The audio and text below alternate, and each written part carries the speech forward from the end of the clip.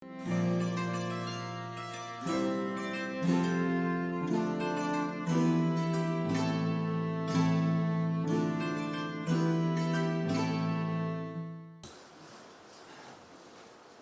you're very welcome this evening on this, our last conversation for this term. I realise some are here for the first time, so we welcome especially the leadership team of the OLA Sisters, Mark Foyd, who are with us this evening, spending a few days with us.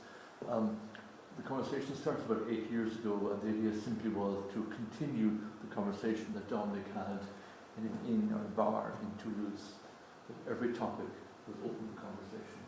So over 8 years we were in conversation in philosophy, theology, in scripture, and sexuality, and lots of things, as you know.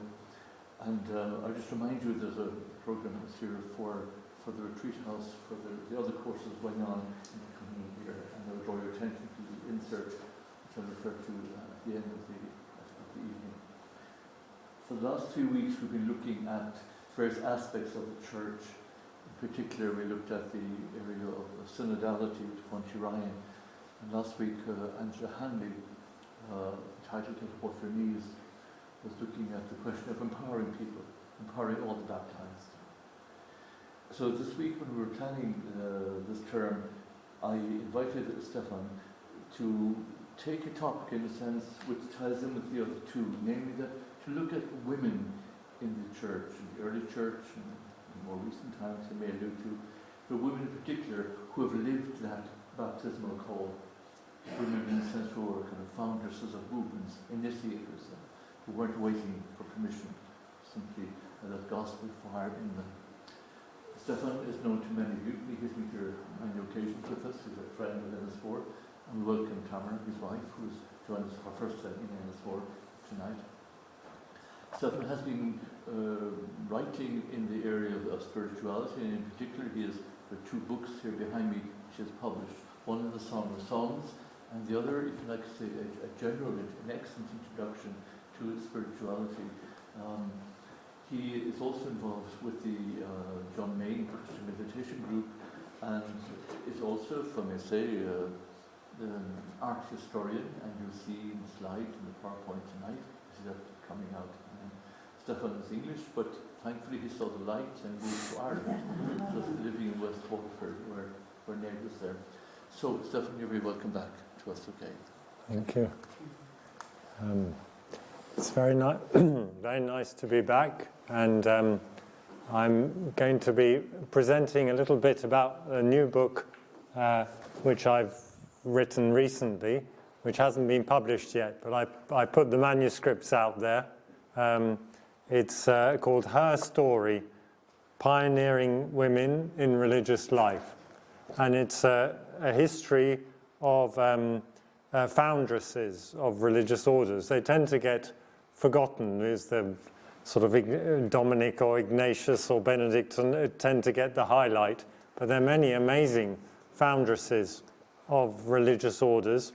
And I co-wrote this book with a friend of mine who's a Mercy sister, and although she's retired now, but she wrote a book about the foundresses in the 18th and 19th century, starting with the local Nana Nagel, who was a great sort of pioneer at starting the Presentation Sisters, and but we sent it off to, well, she sent it off to publishers, and she didn't get any interest. But then I contacted an American publisher, Orbis Press, and because of the Irish interest in America, there was an interest, but Orbis said they wanted a complete history, not just the 18th and 19th century, but a history of the foundresses from the early church, which is quite a demanding task. So anyway, I've been filling in the gaps. So I've written the chapters up until the 18th century, and then I'm still to do the modern ones, so the 20th, 21st century foundresses. So this talk is really looking at the early foundresses more than the later ones, because that's not the research I've done. But anyway, we can talk later on about the later ones as well. who you may be more familiar with. I think it's very important now because these women were extraordinary figures and haven't been given the attention that they deserve. And they're extraordinary because they were against all odds. They were able to found their orders against a lot of opposition. They were real. So this is one of the titles we have for the. Well, the first title we have for the introduction was they dared to be different, because the culture wasn't orientated towards women setting up religious orders, but they persevered in that. And then the first chapter is against all odds, because really that was quite an achievement that they did. This painting is by Jan van Eyck, the Dutch painter of the altarpiece in Ghent. It actually depicts the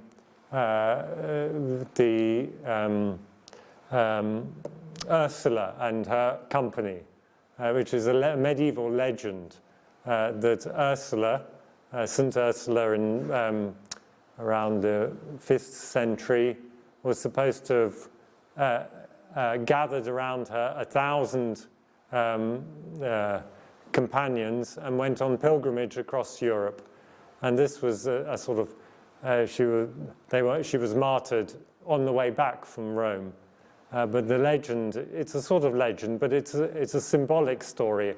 It coincides with the time when women did flourish in religious life. It's the sort of same time as the Desert Mothers that we'll be looking at.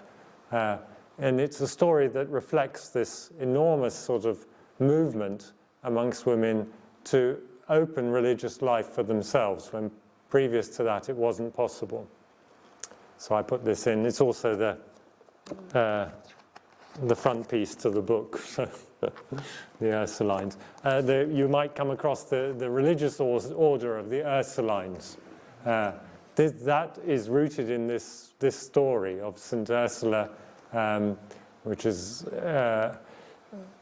but the Ursulines were actually started in the 16th century by Angela Merici, who was an Italian foundress, and she founded them not as an enclosed order. It was one of the most kind of unexpected orders to be founded, an unenclosed order in the 16th century. Later on, it became more enclosed, but the Ursulines were inspired by this story of St. Ursula. Why against all odds? Well, because of the prevailing culture. This is going right back to the time of Jesus, and the roots of the Christian tradition didn't really encourage women to be at the actively participating in the religious life. They were somewhat had to take second place. This is a plan of the temple in Jerusalem, the second temple. I don't know if Solomon's temple was different. I should have found out. But you see in the plan the I don't know if you can see the court of women. This is the open part of the temple. It's the court of Gentiles, and so if you were non-Jew, you were allowed to go into here. But only the Jewish people were allowed into the building of the temple through the beautiful gate, and the women were only allowed in this part, and the men were allowed into this part, which was a viewing place for the ceremonies, the rituals, which took place here in the holy place and the Holy of Holies once a year, Yom Kippur. But the altar was here. But the women would not have been able to even see any of this. They would only be allowed into this area, and this, where the men were allowed, was called the Court of Israel. So in some sense, they considered the women even outside of Israel just because they were women. So this was the prevailing culture in which Jesus' ministry started. And one of the things, the first thing we note when we read in the Gospels, especially the Gospel of Luke, is how important women were in participating in Jesus' ministry, that Jesus traveled with the women, some of his main disciples were women, and they take a very important role. And that was very countercultural at the time. It was not the norm, and that would have been maybe one of the scandalous things about Jesus' ministry. And it seems that Jesus preferred to stay not in Jerusalem, but when he was coming to see the temple, he would stay at a house in Bethany, and this was the house of Martha and Mary. And in many ways, this can be seen as the first house church, which was the leading figures were Martha. The very name Martha means lady of the house, and the accounts we have of Martha show that she was sort of in charge of the house. And Mary was a close disciple to Jesus, who would sit at his feet and listen to him. And Mary chose a role which again wasn't expected at the time. The women was kind of expected to serve, but she chose the role to be a disciple learning. And Jesus affirmed this. Jesus said, "This is not to be taken away from her." So he affirmed that the women had equal right to enter into discipleship and to participate in the new life that he was bringing. The same book which carries the legend of St. Ursula, which we looked at, the Golden Legends, is a collection of medieval stories, also gives an account of Martha after the crucifixion and resurrection. Martha went on to be a leader, traveled to the south of France, along with Mary Magdalene, and Martha particularly started a house church in Marseille, and there's an account of how she evangelized the south of France. So in the Gospels themselves, we see this new movement which was open to women. And in the letters of St. Paul, we also get this view of the early church being basically based around house churches. And the house churches, the most prominent one in St. Paul's life was that which was presided over by Priscilla and Aquila. And these were a married couple. And St. Paul always puts their names in that order, Priscilla and Aquila. Now, Priscilla is the woman, and Aquila is her husband. And it would not have been normal in that culture to name the wife before the husband. It would have been quite normal, to name the husband, then you wouldn't normally name the wife at all, but if so, it would be second. But Paul on purpose puts her name first, probably because she was the real leader of this house church. And this was the first house church in Rome that they started.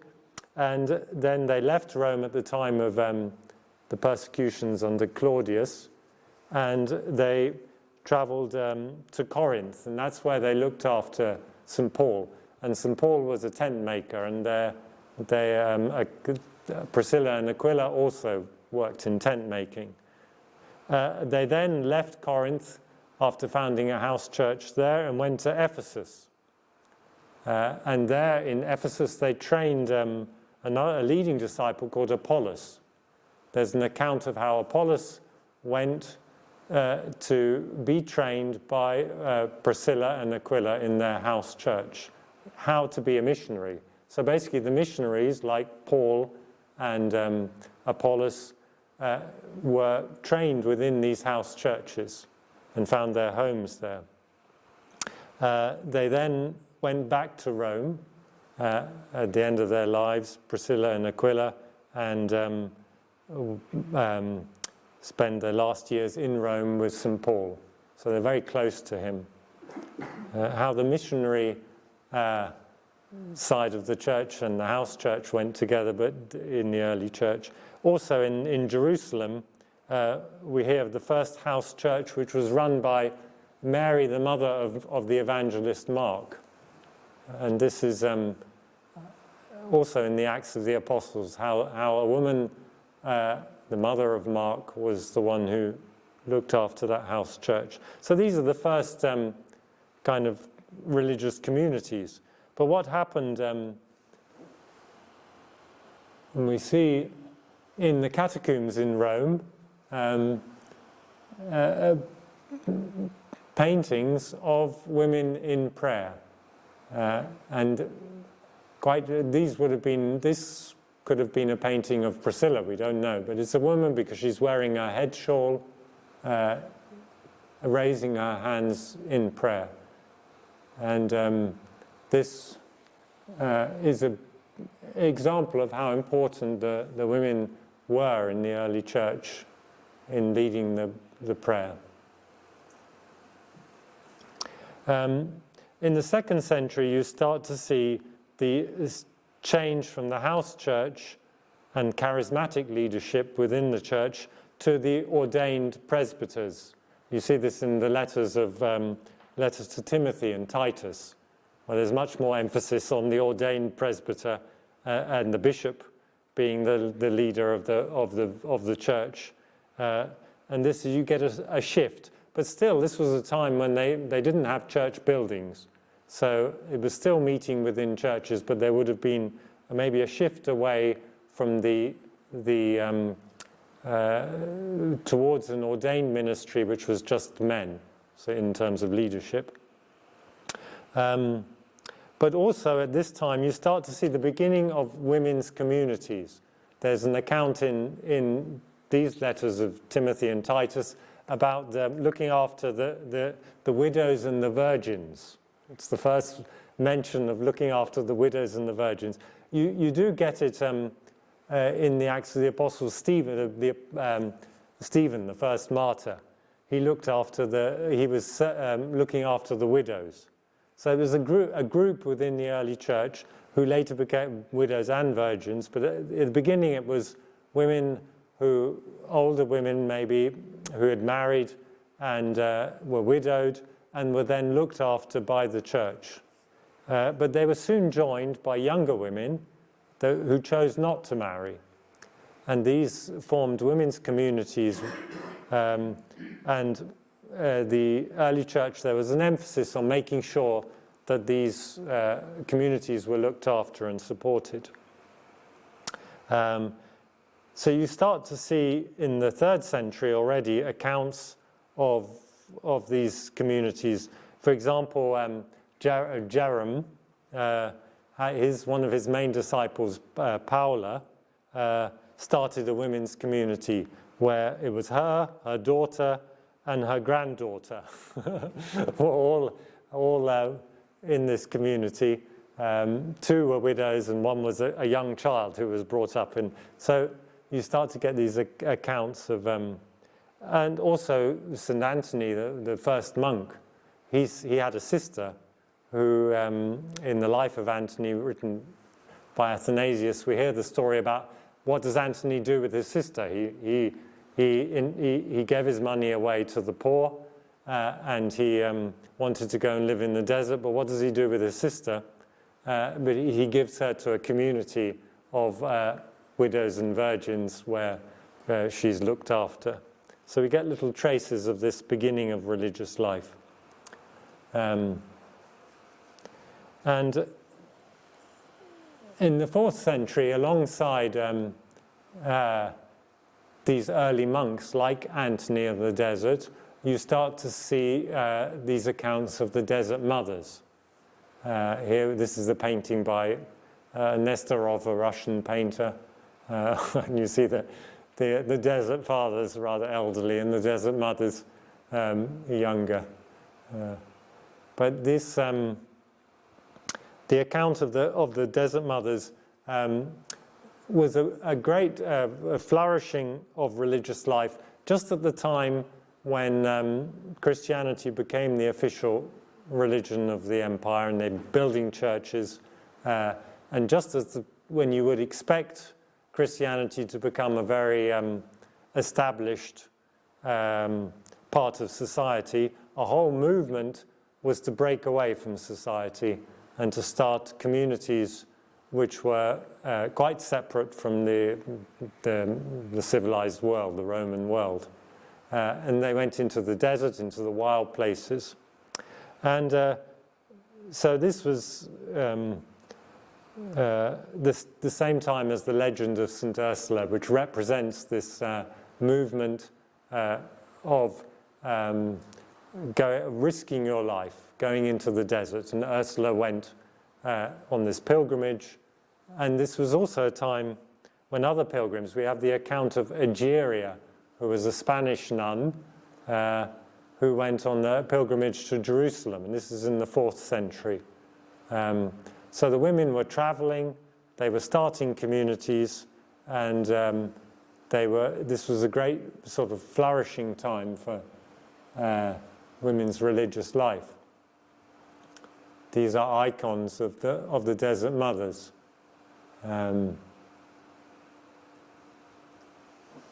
St. Mary of Egypt, anyway, St. Sarah, one of the desert mothers.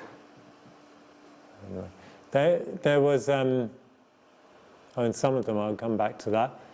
There were also, again, like with Paula, Jerem's disciple, there were others, also families.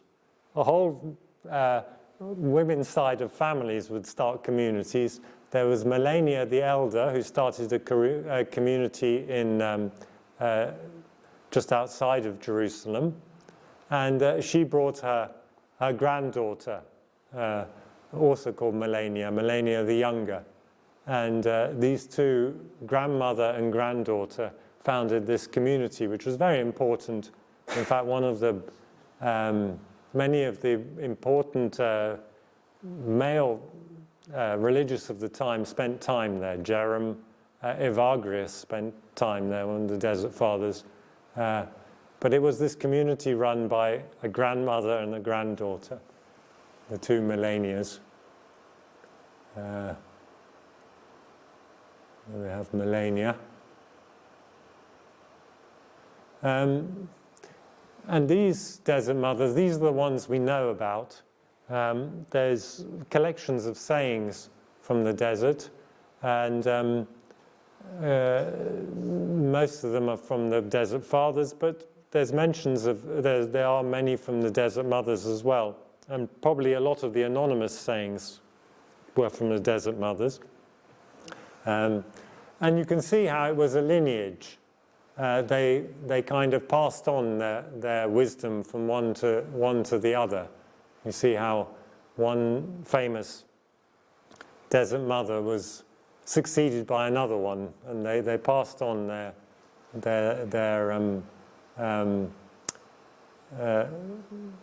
wisdom. So it begins around the 3rd century and goes on till about the 6th century, when we see it starts to come to an end, that desert tradition for the mothers anyway.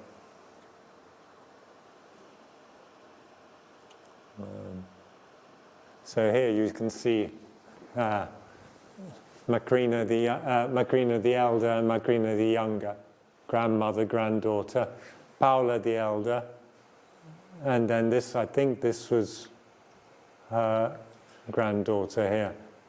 So there was families passing it down.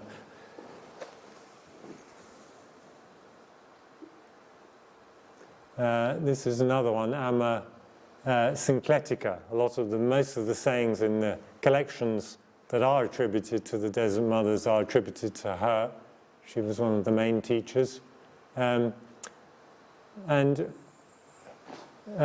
she puts a big emphasis on that it wasn't just going into solitude that was the practice.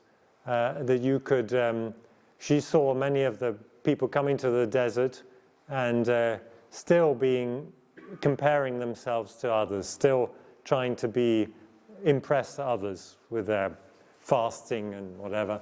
And she said that it's possible to be inwardly solitary, which is to be yourself, really, this unique self. Just to be yourself was to be solitary, whereas to compare yourself to others and to try and compete with others was to be inwardly beset by the crowd. So even if you were in the desert, you could be inwardly beset by the crowd. By the 5th century, there were 5,000 monks and nuns in this one area of the desert called Nitria. It became very crowded. So this is why you see it starts to decline, the desert tradition. But we have archaeologists, you see it's up at the top in the Nile Delta.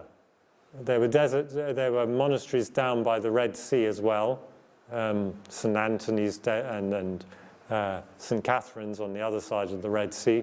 But the main bit for the Desert Fathers and Mothers was outside of Alexandria in the Nile Delta. And the archaeologists have uncovered these cells where they would have lived. And it wasn't like I work at this monastery, Mount Melleray Abbey.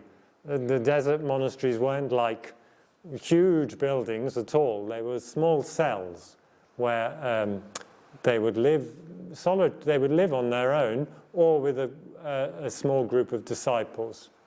And these cells would be, as you see, just a little bit apart from each other, so they could kind of support each other, and they would meet on Sundays for prayer.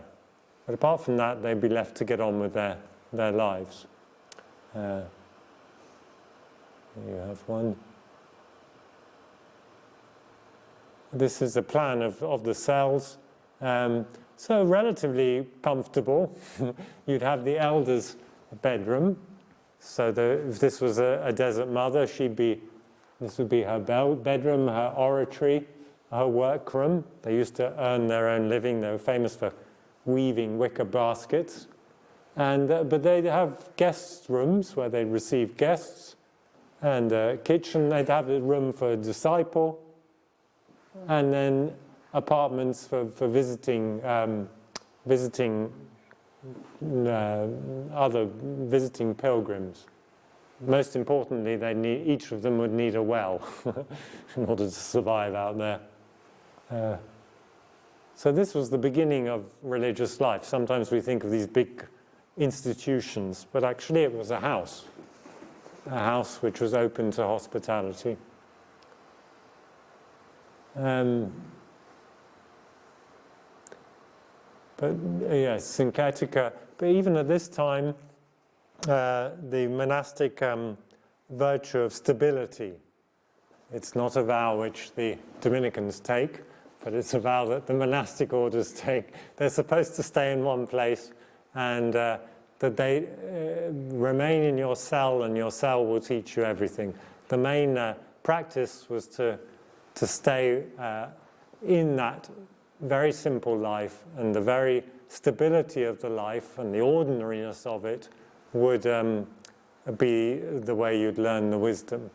So Amma Syncletica said, if you traveled around, and there was this temptation to go and sort of look for the latest teacher, the latest wise person, to go around the desert trying to find, you get it in Cassian. Cassian is always going around trying to interview the latest guru in the desert. But Syncletica says, just stay in your cell, and your cell will teach you everything. Stay at home. She says, just as a bird abandons the eggs, if it abandons the eggs she's sitting on, prevents them from hatching, So the contemplative grows cold and their faith dies when they go from one community to the other. So just stay where you are, the stability.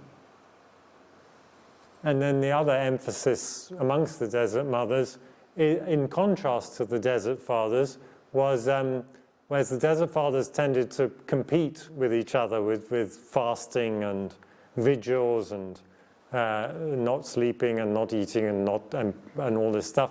The Desert Mothers said that that's not really how you fight the demons, because they went out, the way they understood it, they went out into the desert to fight the demons.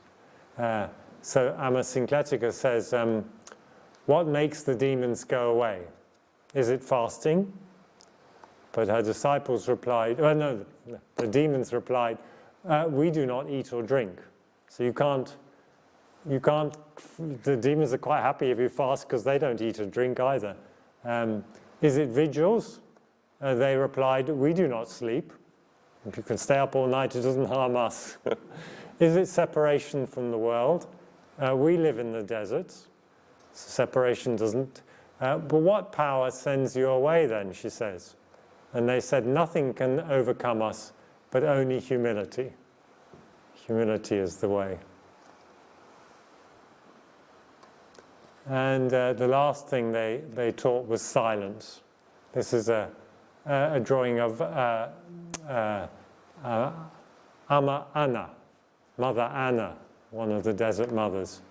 And she's drawn with her, this is a medieval drawing, with her finger to her mouth. That was her only message.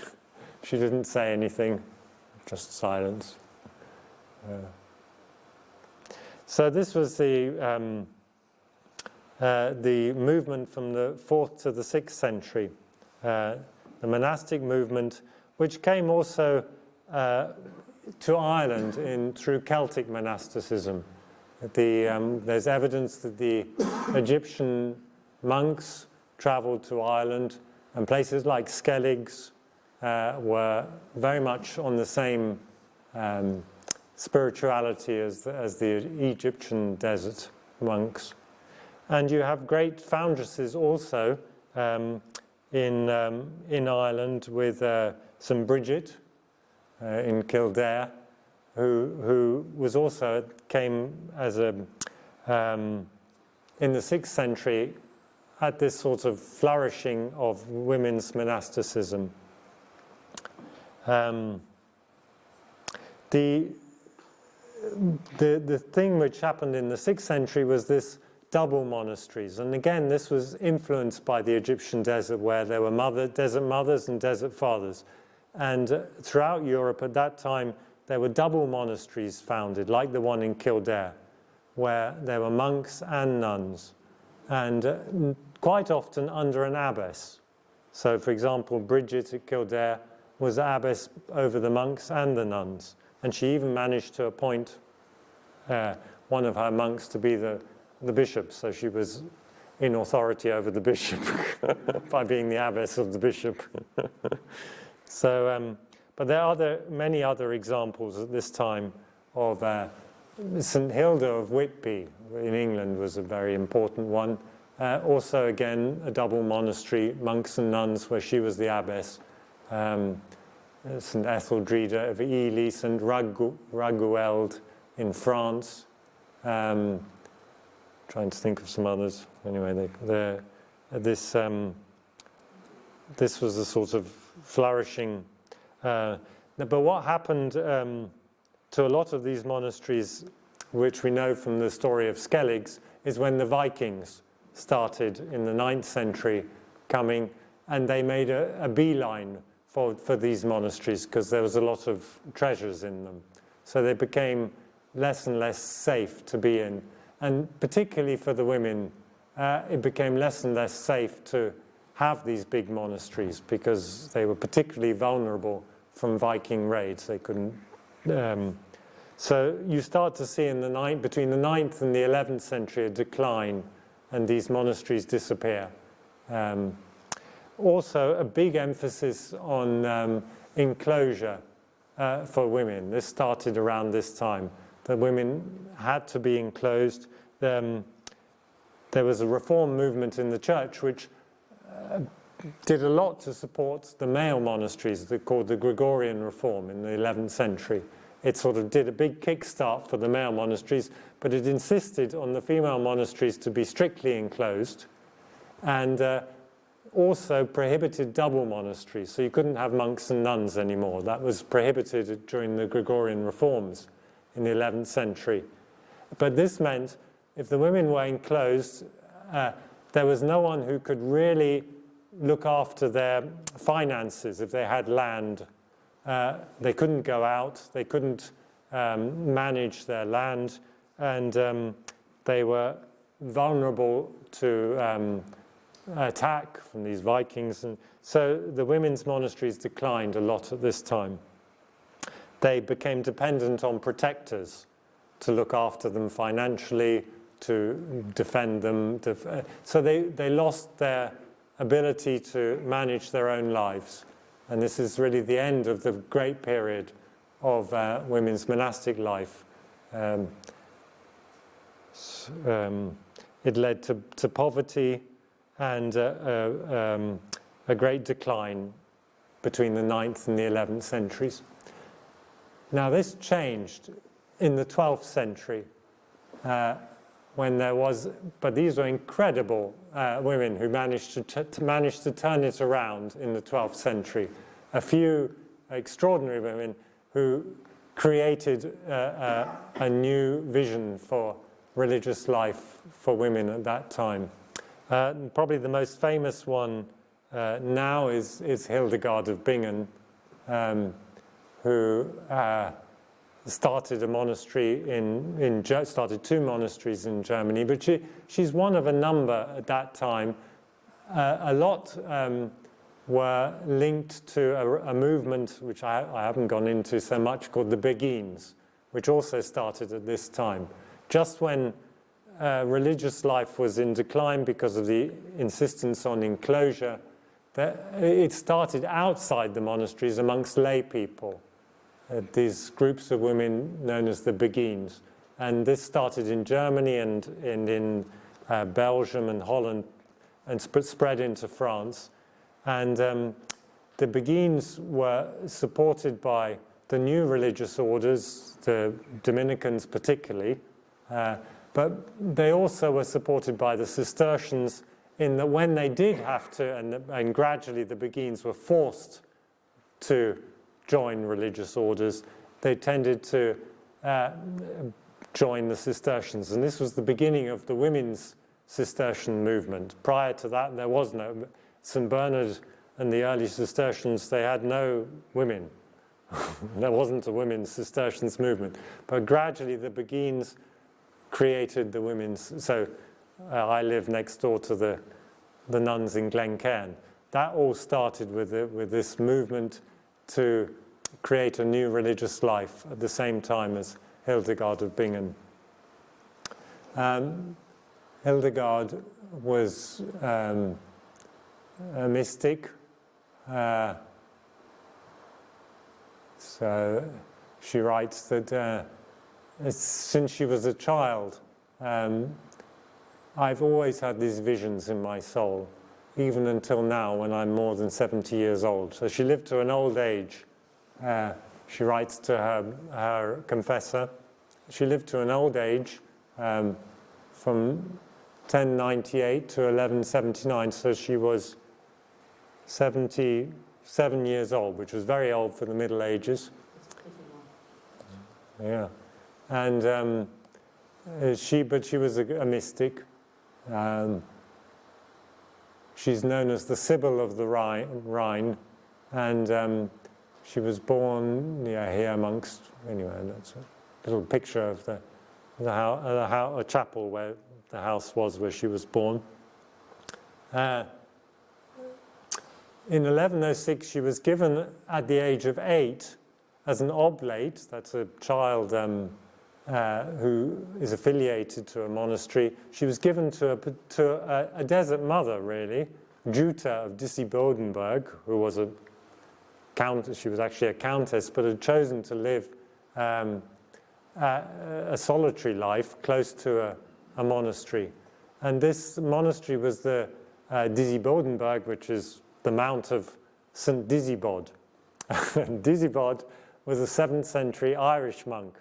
The Irish had gone out and evangelized the whole of Europe, really, during the Dark Ages. And this was a monastery started by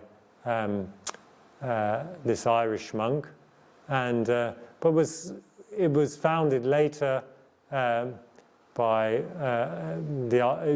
during the Gregorian reforms, when they started these male monasteries. So it was founded as a male monastery, and here we have a plan of Disibodenberg, which is on top of a mountain.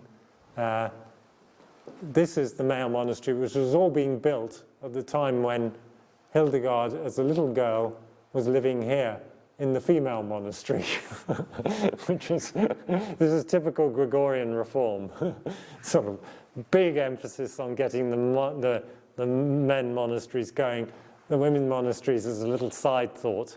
And so this is where Jutta and the young Hildegard lived, in the women's part. And when Jutta died, and it was a big building site because it was a new monastery. When Jutta died in 1136, Hildegard was elected magistra of the women's community. So a small women's community had grown up. But she felt that she needed independence from the neighboring monastery, the men's monastery. So she moved to Rupertsberg near Bingen, where she started her own monastery. And this was the whole history is there a lot of conflict because the monks didn't want her to leave. They wanted, because by this time she was quite famous as a writer, and she'd written these books which had been the Pope and Bernard of Clairvaux had praised. So she was a celebrity. The monks didn't want her to leave, but she insisted on leaving, so much so that she got very ill. And she said, "I'm going to die unless you let me go." And then the monks finally let her go. And she started her own monastery. And then she started her preaching tours around the Rhine. She founded the monastery of Rupertsberg and Eibingen, 2 monasteries on either side of the Rhine. The one, Rupertsberg, was destroyed in the 16th century, as Disibodenberg was destroyed. That's the ruins of the Disibod monastery, nothing much left. But Eibingen still survives, and I went to visit it a few years ago, a big Benedictine monastery. This is Rupertsberg and Eibingen, and she was the abbess of both. On either side of the river, they travelled up from Disibodenberg there. At the end of her life, the last year of her life, there was some revolutionary. We don't really know what the political situation was, but a revolutionary came to visit her monastery, and he died there, and she buried him in the monastery graveyard. And later on, the officials from Mainz, which was the local bishopric, it wasn't the bishop, but it was a sort of interim period when they didn't have a bishop, but the interim administrators came to the monastery and said, this fellow shouldn't have been buried. He was a revolutionary and a heretic, and he should be disinterred. And Hildegard said no. She had spoken to him on his deathbed, and she thought he was very pious, and she was not allowing him to be disinterred. And they went away very grumpy, and they said, we'll be back with authority to disinter this man from the cemetery. So Hildegard had the idea of removing all the gravestones in the cemetery and putting them away. So when they came back to dig up this a newly buried man, they couldn't do it because they would have had to dig up every single body, and they wouldn't know which was which. So they were furious about this, that she'd managed to do this. So they put an interdict on the monastery where no sacraments were allowed, the mass wasn't allowed, confession wasn't allowed, no singing was allowed. They said no, the singing was prohibited, and she was a composer. So it was a very difficult time, but she stuck to her guns. She never allowed this man to be disinterred. She preferred the monastery to be, what's the word? When you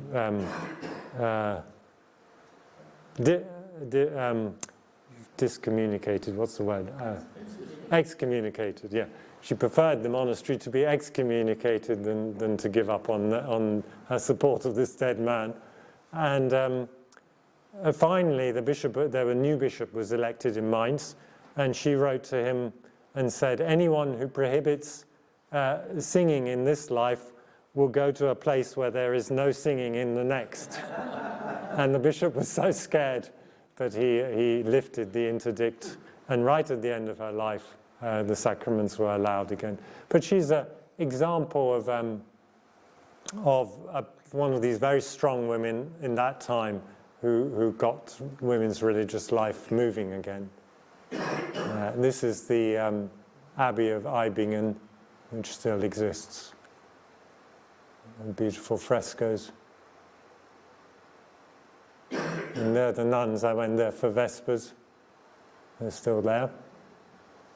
And the abbess. There is. And there were other, in this book I look at a few other ones who founded monasteries at that time. You've also got in the 13th century, soon after this, pioneering women who were not monastic, but started religious orders like St. Bridget of Sweden, who started the Brigittines and wrote her own rule, which was not accepted. Even now, the Brigittines were, since the Fourth Lateran Council in 1215, no new religious, this was after Francis and Dominic came, the church said, that's it, we're not having any more religious rules, no more. And poor St. Clare, for example, who tried to get the poor, who wrote her own rule for the Poor Clares, because she couldn't follow the rule of St. Francis because the Poor Clares had to be enclosed. So she wrote her own rule, but it was only on her deathbed that finally, as an exception, they allowed the Poor Clares to have their own rule. So Clare was a sort of pioneer who insisted that she was going to have her write a rule which for her own nuns. But Bridget, her rule was never accepted. Even today, the Brigittines have to follow the rule of St. Augustine, although secretly they follow the constitutions, and the constitutions are the rule of St. Bridget. So you've got two great sort of foundresses at that time. Of course, you've got amongst the Dominicans, you've got Catherine of Siena, who didn't, although she did found a monastery outside Siena. She's not known as a foundress, but an example of this period when these very strong women brought women's religious life back to the center of the church.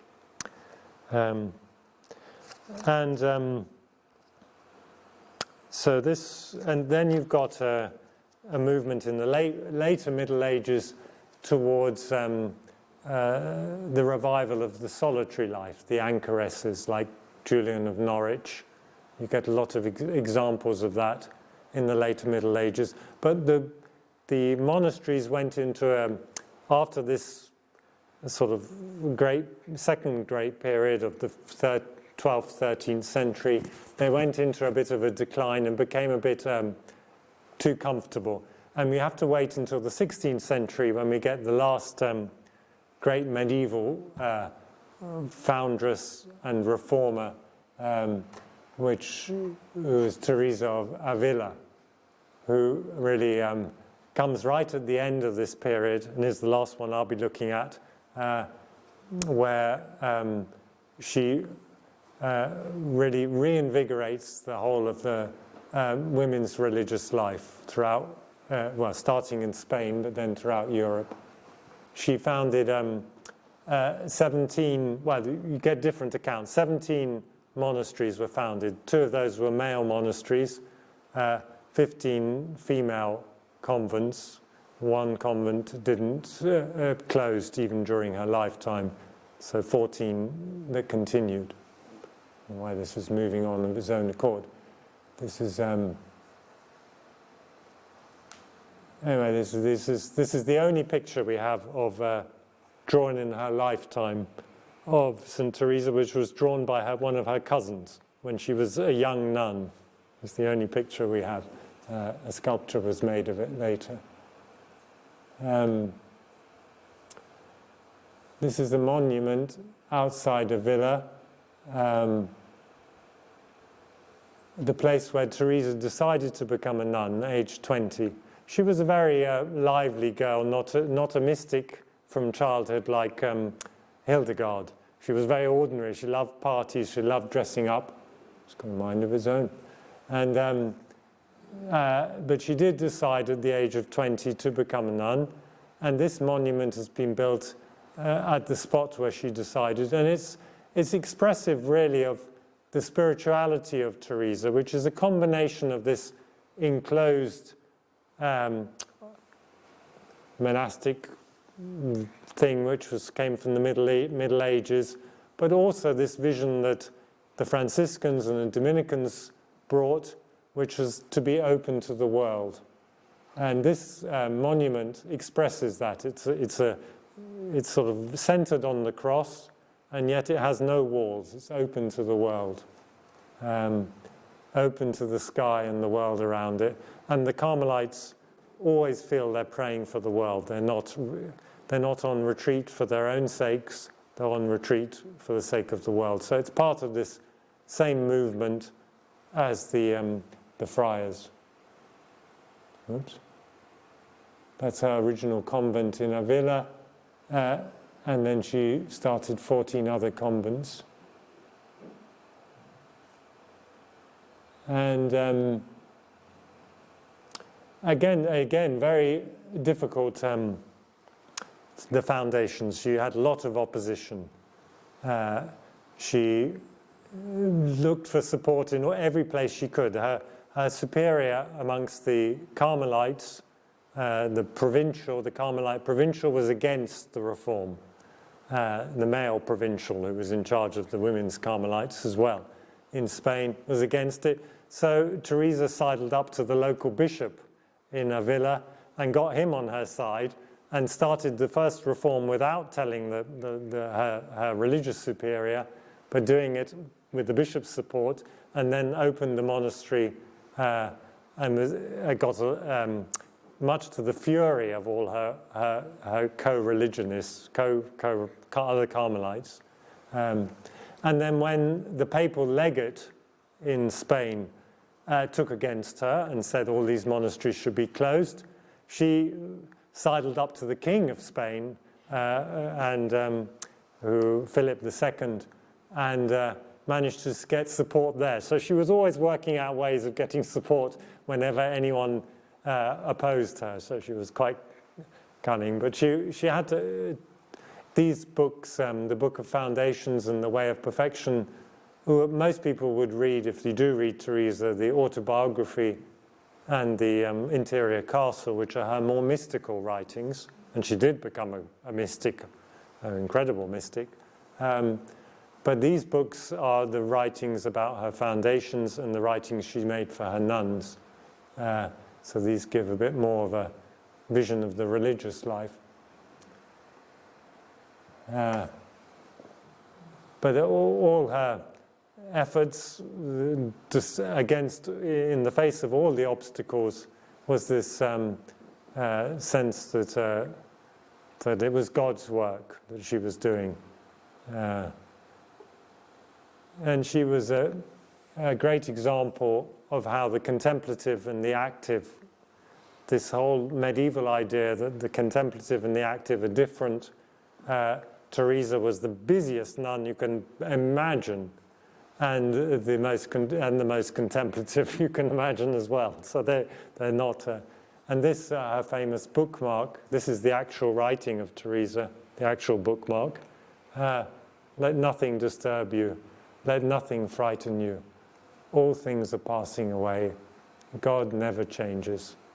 Patience obtains all things. Whoever has God lacks nothing. God alone suffices.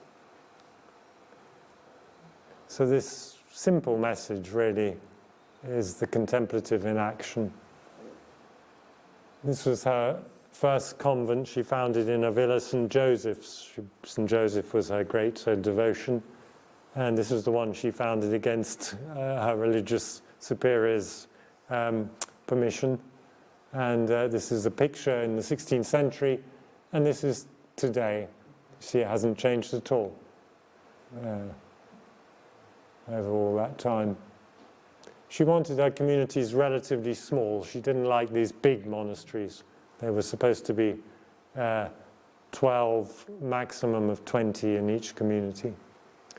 And then her message to her community was again quite simple. In this house, all must be friends, all must be loved, all must be held dear, all must be helps. So she wanted this to create a real family and a real home. So Teresa was really trying in the same thing as in the early church someone like Priscilla was trying to do, to create from her house a place where all could be friends, where all could be loved, where all could be held dear and all could be helped, which is a lovely, simple vision of what the women's religious life is about. So I'm going to stop there, because we come to the end of our hour. That's where we come to the end of this. And then in the next, if I was going to continue, I would continue with Nana Nagel, because Nana Nagel was the next great pioneer. There was again a period of decline in the sort of 17th century.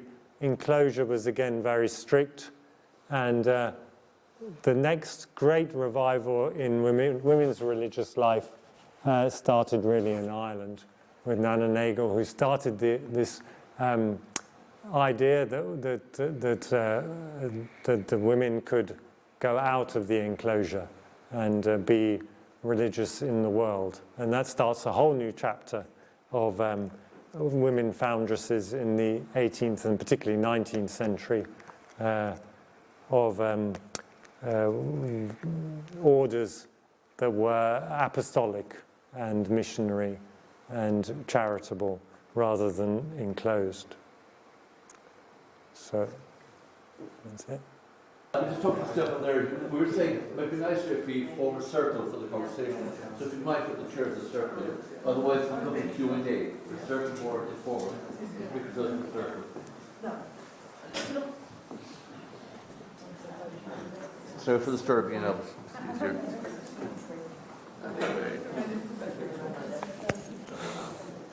If it's too cold, then you close the windows. Are you okay about temperature? We put Ben out in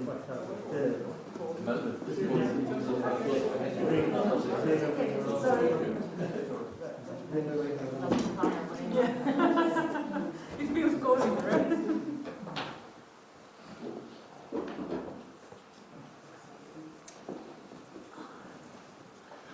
Okay, so as for those who are here regularly, you know the format, and those who are here for the first time, just would simply it's not really a Q&A, but it's a conversation around what you've heard. Anything that you'd like to add to what Stefan said, or any experience you have historically or personally, some of you, or sisters or whatever. Okay, the floor is open.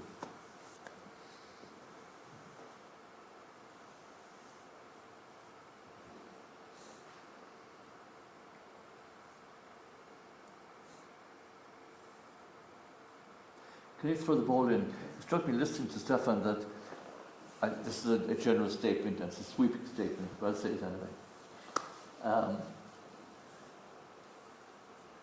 It seems as if the Spirit of God was saying something all the time through the history, and the institution was sort of almost blocking it or preventing it. You know? It seems to be breaking out in different forms.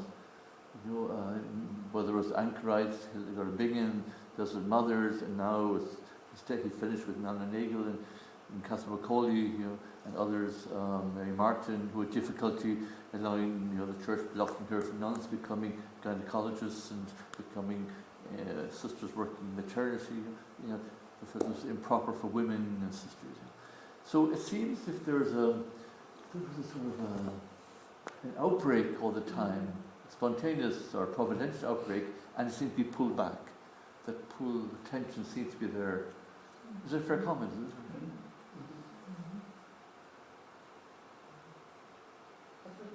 My only experience of, say, going back to St. Clair, I had a grand-aunt in the Poor Clares in Galway, and we went and visited. So that's a throwback to being a closed order, where they were behind a grill when you visited them.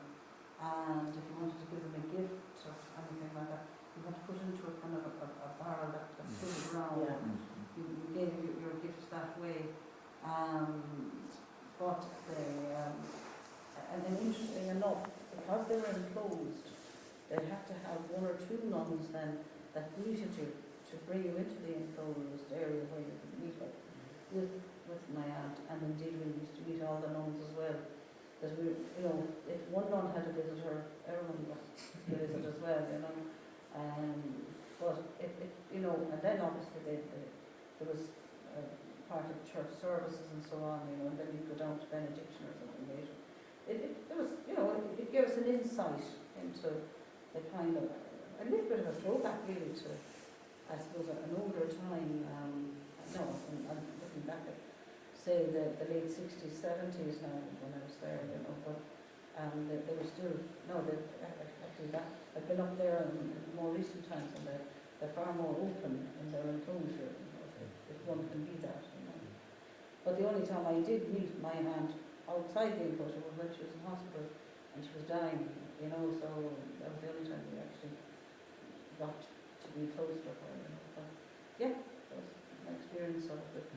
As Dina was saying, it's a pity that the church seemed to fight against women doing something so spiritual, and it was a pity that there wasn't an easier road for these women, you know. Would you see outbreaks or, you know, of the Holy Spirit now within women's movements? Is there any that you could see or envisage? Yeah, that's the way I've got to. I'm now with the book. I've got to do the more modern stuff, and I have to try and reflect on where it's going now. I mean, it must be going somewhere, because these religious orders are dying out, most of them really, and they're disappearing. And I don't believe that the spirit is giving up, because the spirit was so strong in these orders. And of course they could decline, and they can get over comfortable or over controlled by the church, in the sense that I know that once the religious order becomes sort of under the control of the bishop and is used in order to do education, the order becomes distorted really, because they lose their own ability to make their own decisions, and you can see why in some ways it had to die out.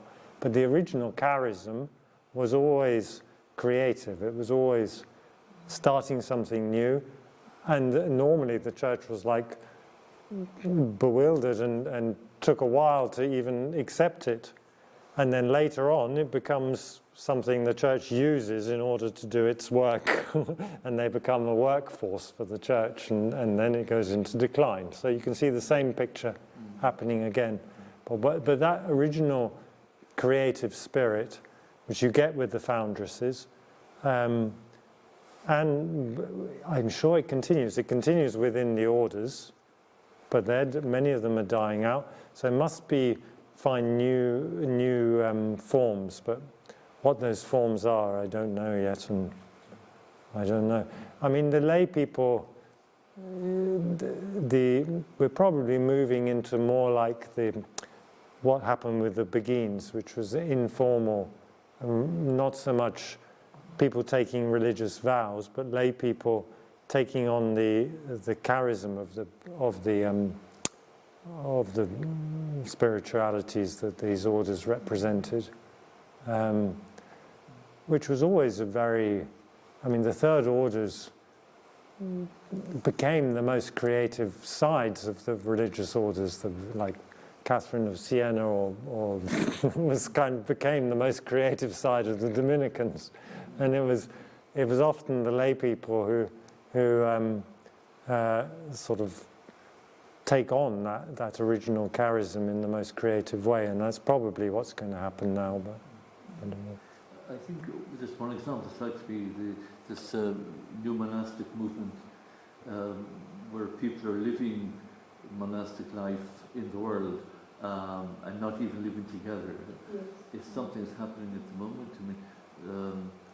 And also I'm thinking of a comment by Johannes Metz, who said that if you want to destroy the charismatic, the religious angle of the church, if you like, just institutionalize it. Yeah. Make it part of the structure, and then you kill it. Yeah? His book is The Followers of Jesus, his book. Yeah? But even expressions in our own time, I think of the Charles de Foucault family, of, worker priests, and so there keeps breaking out. I lived in France for 3 years, and in France I saw a lot of expressions, all forms of community life, married and single, and mixed, and it's a breath of fresh air in comparison. Yeah. But I come back to the point, it has to break out. It has to find expression somewhere.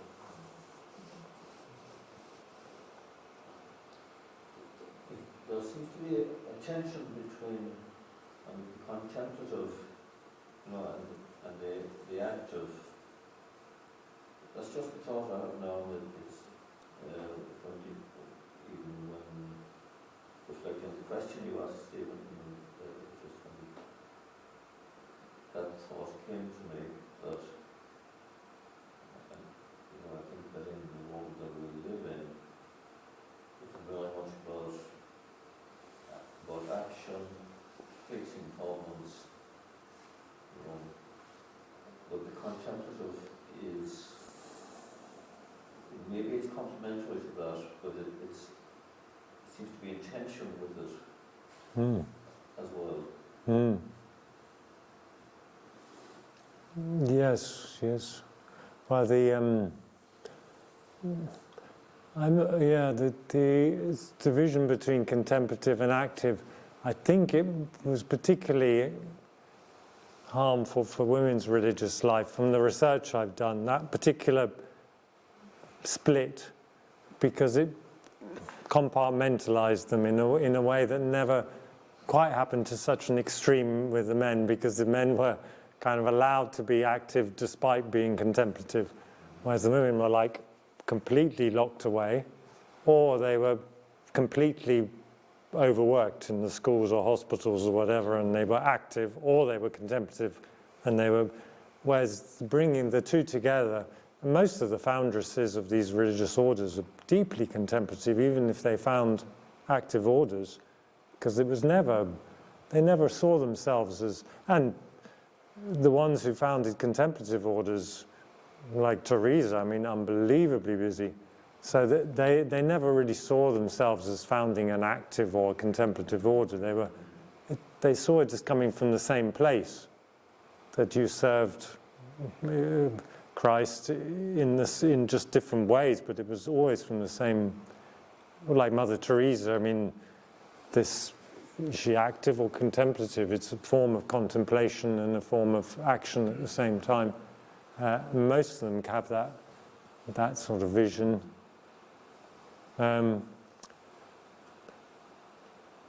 Yeah, I suppose so. I mean, the contemplative is important because our culture tends to be orientated towards busyness.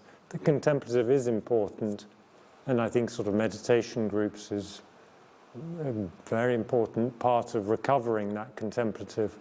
But to see people as contemplative or people as active is sort of a caricature, really, in the end. So everyone is contemplative and active, but we do need to nurture the contemplative, probably. And we would be missionary. Our name would be Our Lady of Apostles, and we would see our spirituality founded in the Seneca, Yeah. the Holy Spirit. And so this tension between being active and being contemplative at the same time. Same time. So it would be our spirituality would be drawing us into the contemplative, and out of that being active. Yeah. So it would have been the tension within Oh, our yeah. spirituality all the time. You know, we've been there, but our foundation, and we would celebrate the Seneca as our foundation, as we lived out of the Seneca. That would be our, so that tension is there within us all the time. What is a cenacle? Sorry, I'm. The Holy Ghost in Pentecost. Oh yeah. The Holy Ghost at Pentecost came on the apostles in Pentecost. So in that, Oh yeah. so that contemplative thing Yes. would have been there as a, so it would be in our lives, that tension of trying to hold the contemplative as the foundation, as the heart of our work. Yeah. Kathleen, Yeah, thanks very much, Stefan. I was going to say that, if I'm correct, you know, if we were to tell the history of women in the church, it would include the women that you have mentioned as well as many of, but you limited it to the religious women. Yeah. And I think, if I'm right, the common thread, or well, at least according to Sandra Schneider's, and I don't know if you agree, is chastity. Yeah. You know, all the other vows, whatever. But even the mothers of the desert, we were talking more, like some of them were grandmothers, but they were probably widows. So Yeah. there was that chastity throughout. And in terms of where then is that going today, Yeah. as a religious life, you know, I think that unless that common denominator will be what will characterize it as religious life. Mm. Life. And so it's not just women in the church, because Yeah. having Yeah. possibilities, and we will continue to struggle for women to have that stronger voice and influence in the church, as they have always struggled, not only these women. Mm. But that religious life will somehow, and it is, I don't think it's something that will come, it is coming. But they're within religious institutes already. You know, I mean, as they say, as Morris said too, I suppose, we're all rereading our charism all the time, and thank God since Vatican II that can be done. The numbers certainly will decrease, but somehow, you know, that rereading of the charism, I think that from that too can come, and is coming already, the new expressions of religious life that are bringing that somehow newness to the church and to the world as well. Mm. And as well as from outside the structures, like Dorothy Day. Mm. And I think she never married either, like she's a celibate. Is she? Is she not? Oh no, well I know she had a history. Oh, right, she granddaughter, so therefore no, but so there are many lay women within the church, obviously, but in terms of a continuation of your own story, Yeah. it would be the religious one, so I suppose that if that common denominator continues, Yeah. it's, and I think we see new things emerging today that maybe are going to look for maybe what Teresa of Avila or others had in those convents, and that's fine, and others who are more looking for the apostolic, and please God, all looking to have the contemplatives in action and living with the tension. But new things are, I think, emerging and will continue to emerge. And I'd imagine that's the common denominator, because it was a real love of God and a love of people. Mm. Desire to give oneself, as I said, the primacy of the love of God. And I don't know, would you agree? Yeah. And also other when I was doing stuff on a bit of research on Bridget, the Irish Bridget, not the Swedish one. The amazing character. You couldn't quite tell if she's some sort of Celtic myth or pagan goddess or Christian saint. It's all joined together, and this, I think, nowadays we need this to get back to that integral vision where we're seeing the spirituality and ecology and ancient myth as all connected.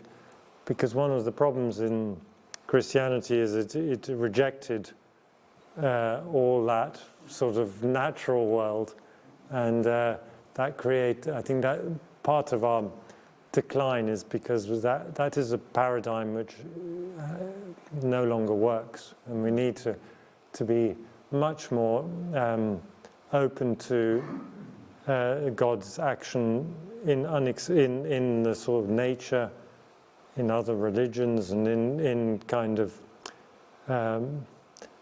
in the whole human situation. And you get that feel with Bridget. You don't really feel that she's some sort of enclosed nun or something. I mean, she's a sort of a power of nature, really, a power of nature, which is wonderful. And I think that once you get that integral vision again, then you get a real power. Yeah, I think we lost our power by becoming too Christian, really, in the sense of denying other things. So, for example, religious life, if we could learn from the Buddhism or something, I mean, I know that all religions are tied to patriarchy, and you have to really go back beyond the established religions of the world to get out of that patriarchal model. But we can learn from so many things and find sources of renewal which are unexpected. Yeah, I think Tamara and I go to India, and the spiritual life in India is astonishing, really, and the energy that comes from contacting a sort of a spiritual force, yeah, which is not your usual. Like I live normally in the Catholic Church, but I need to find some sort of impetus from outside the church to bring it to life again. And I think the church we need to find something outside the church which gives us that life. Yeah, at least that's my experience. And the movement, the ecological movement, is a prime example of something giving new life, really, and could give new life to the church. Mm.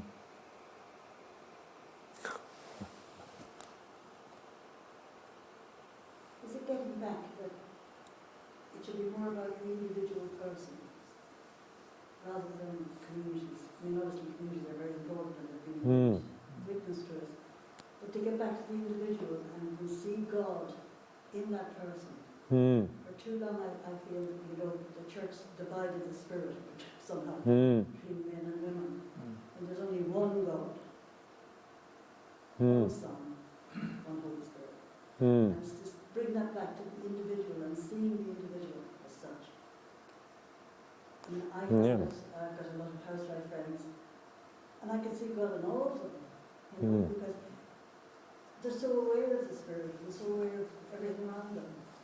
And it's just lovely. And I think that when we talk about the saints in the past, I feel we're surrounded by saints. Really and truly. I was telling Brother Ben last week, a lady walked up to me in Duns and asked me, never met the lady before, she asked me for prayer. And just standing beside the woman, I could feel her, she was so beautiful. I don't know what it was, I've never met her before. She was asking for prayers for her son. It was just so lovely, it was a lovely experience.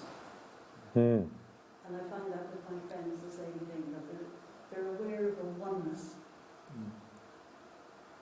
Each one, and they're all spread out all over Cork, different places, and yet I'm very much aware of the oneness of the Spirit.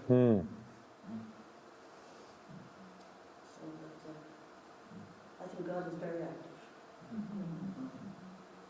Hmm. I'm just thinking of a question I throw out to you, really.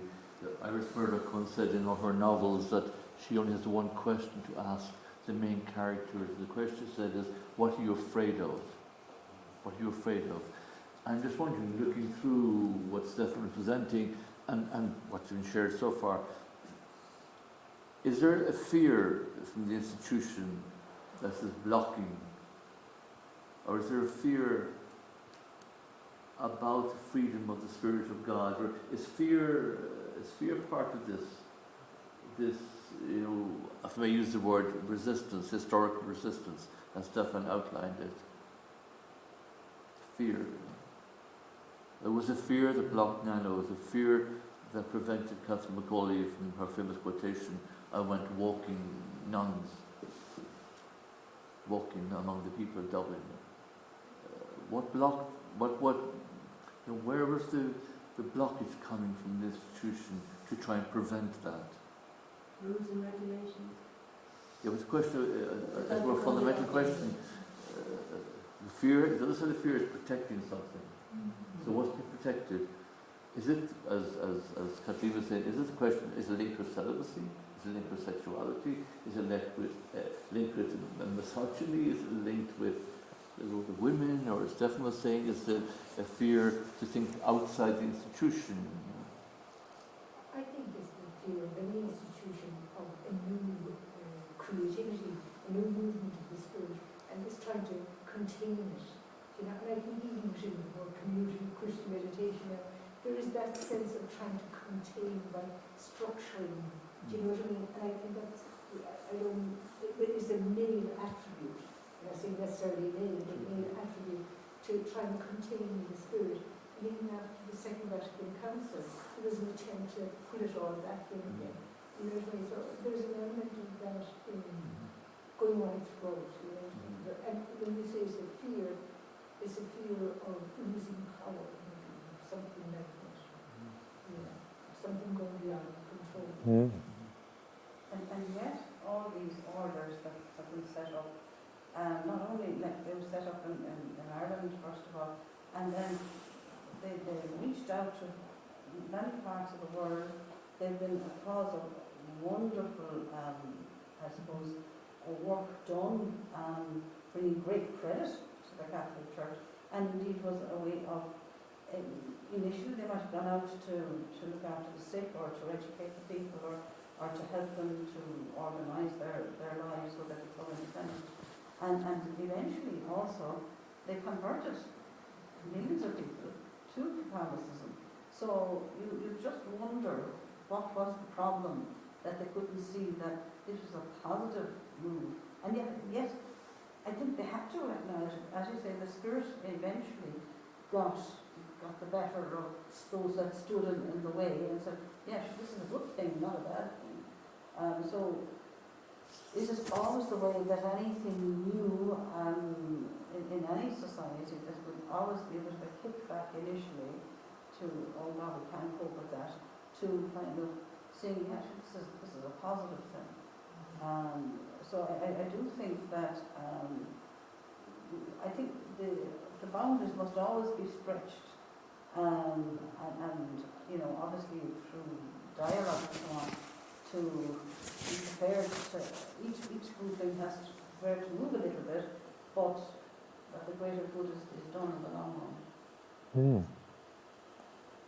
But yes, and to get a sense of the rebel nature of the church, because I think once it becomes institutionalized, then you get this, as you said, you get a decline, and it becomes an established part of the established sort of structures of the church. And when the church has authority, the religious orders start to serve that authority.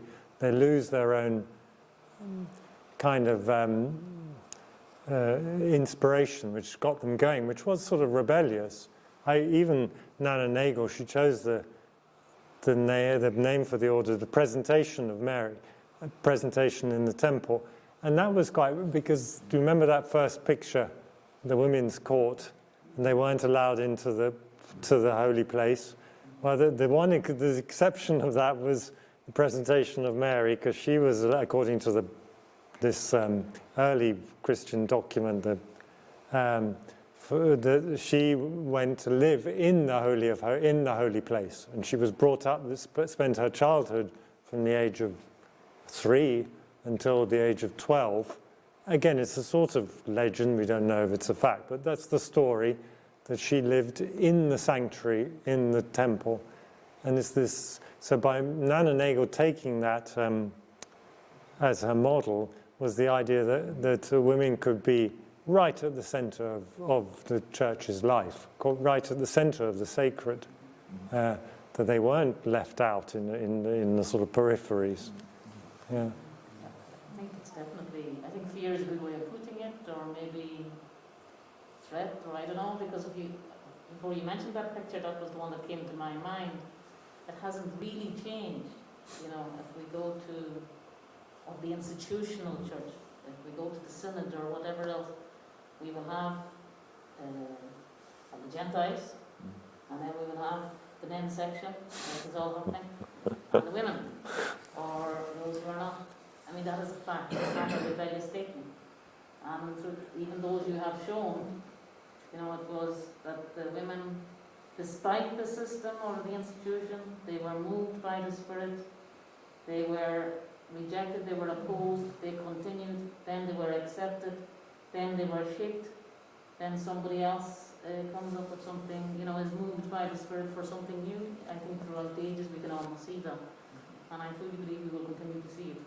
And please God, that picture in the centre, is it supposed to change, or must it continue to be like that so that we will have these eruptions of the Holy Spirit? I'm honestly not too sure.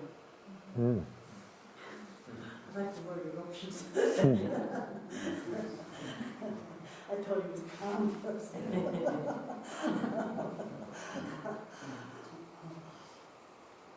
I think a comment that Margaret McCurtain, the Dominican sister, made about that for women in the 1940s and 50s and 60s in Ireland, for many of the women who were visionaries, they're out, you know, religious life was an option, which they could live out their feminism, if you like, you know, running schools, hospitals, manager, CEO positions, which was a way, almost, it's not really contradictory what you're saying, there was a way within the institution to live a different way within it, and to be innovative. I think of our own sisters, you know, who offered courses in subjects that women weren't normally studying, to give women the chance to move beyond just being the housewife or whatever, you know. They could become doctors, or engineers, or scientists, you know. That breadth of vision for women,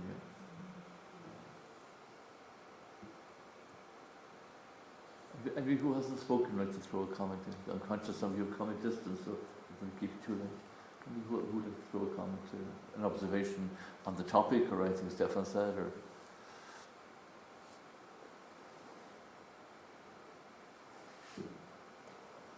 I just when you were talking, you were talking about your aunt who was Port Clare, that's right, yeah. So that vision the picture of the open house, just the cross in the middle and the opening, it reminded me of, we are missionaries, so we have 2 sisters, and they had an aunt in the Carmelites. And when they would go to visit her, they used to say that they learned more about the community at home than they themselves, who were out, as they say, in the world, knew. Because all the requests for prayers and everything that went to the Carmelite, they knew everything. They were in the convent in County Down. They were from Galway. But they could tell these sisters everything about what was going on there because of the request for prayers. So they knew more about the world outside the convent than the sisters who were moving around did. Yeah. So that image really struck me, about no roof and no walls.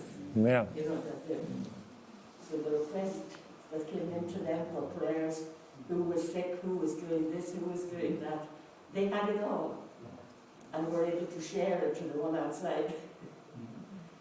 So that image really struck me. Yeah. Okay,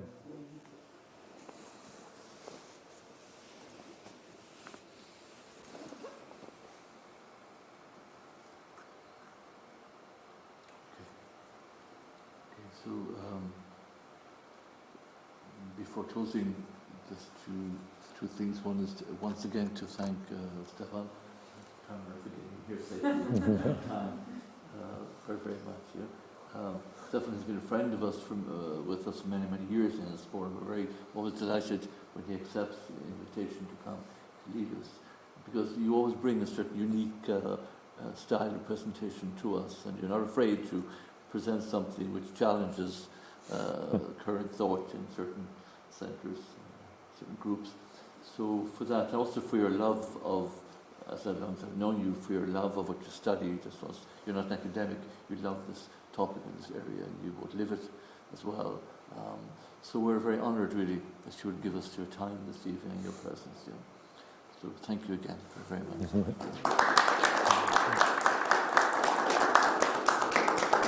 I just do some housekeeping notices. First of all, the brochure for the retreat centre is available outside for the courses and so forth. Next week, keeping with Advent, we'll be having a number of short reflections during Advent. So next week on Saturday the 18th, Joe Kavanagh will lead a day from 10:30 to 4:30, Advent with Mary. Mary embodies the spirit of Advent. So one day from 10:30 to 4:30 here in Spore. And just to flag, we return for the conversations in January, and Ben, who's with us tonight, Ben will lead us in the first conversation in a series of theological reflections in January, and the title is The Astonishing Wonder of Divine Presence. And then not only listen to him on January the 10th, but on January the 13th, 20th, 27th, and February the 3rd, Ben's going to lead morning reflections, 4 Thursday mornings, Walking with Mystery, an introduction to the Gospel of St. Mark. So you'll find a flyer within our flyer, and that. So if you can please pass word to those who will be interested to support Joe's Day, and also Ben is giving on the Thursdays of January. So to thank you very much for coming this evening, and thank you for coming for this term. It's not been easy for yourselves and for ourselves to keep going in this COVID time, but we're deeply grateful that you do come from as far away as Fermoy and other parts of the county and West Waterford tonight to be with us. And we look forward to meeting you again in January. So we wish you a very blessed and gentle Christmas, but enjoy also the days of Advent. You know? Try not to let the noise around us of the commercial thing get into us. Enjoy these days of Advent as well, preparing now as we're very soon for the O Antiphons and the ushering in of the Feast of the Incarnation. To thank Christoph. Christoph has joined our staff. Christoph's in Poland. He's in charge of maintenance of the house here. We're delighted he's with us, and we also discovered in his CV he's also a sculptor and a film producer and director. So has many parts. So we're delighted at Christoph. And these are, we've been putting them online this the first time this year, and the response has been good, thank God. A few hundred hits at every conversation, so people are looking at it for maybe 5 minutes or maybe a full hour, I don't know, but we're happy at least to get it out there online. Yeah. So thank you very, very much, and safe home. And again, a warm welcome to the sisters who joined us, and to Tamara, first time, not her last time on this forum. Okay, thank you, and safe home. Thank you. Dominican